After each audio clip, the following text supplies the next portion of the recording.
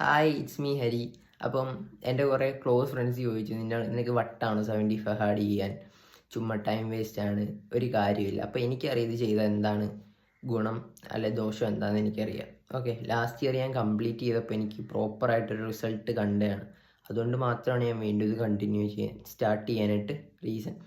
അപ്പോൾ last year എൻ്റെ ഫിസിക്കിന് തന്നെ ഒരു നല്ലൊരു ചേഞ്ച് ഉണ്ടായിരുന്നു. അപ്പോൾ ഇതായിരുന്നു ആ picture.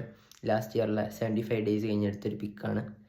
And reading habits start ചെയ്തു. ബുക്ക് കൈകൊണ്ട് പോലും തൊടാത്ത ഒരാളായിരുന്നു ഞാൻ.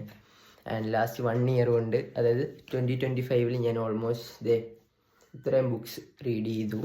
ആൻഡ് ഇനിയും കുറേ ഉണ്ട്. അപ്പോൾ അതൊക്കെ ഒരു വലിയ ചേഞ്ചാണ്. ആൻഡ് പേഷ്യൻസ് എന്താണെന്ന് പഠിച്ചു. സ്വിച്ച് ഇട്ടാൽ ബൾബ് എത്തുന്ന പോലെ ഒന്നും നടക്കത്തില്ലെന്ന് മനസ്സിലായി. ഓക്കെ, ആൻഡ് പിന്നെ ആണെങ്കിൽ ബെസ്റ്റ് തിങ് ഈസ് ദാറ്റ് ഞാൻ എനിക്ക് വേണ്ടി ടൈം സ്പെൻഡ് ചെയ്യാനായിട്ട് പഠിച്ചു. ഓക്കെ, ആൻഡ് അങ്ങനെ കുറേ കുറേ ഹാബിറ്റ്സ്, ഡയറ്റ് ഫോളോ ചെയ്യുന്നു.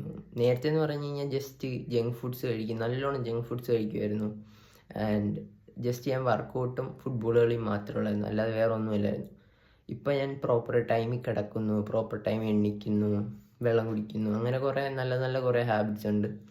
അപ്പം ഇതുകൊണ്ട് എനിക്ക് നല്ലതേ വന്നിട്ടുള്ളൂ. ഓക്കെ, അപ്പം I don't have any problem with doing that. അപ്പോൾ I will keep on doing that.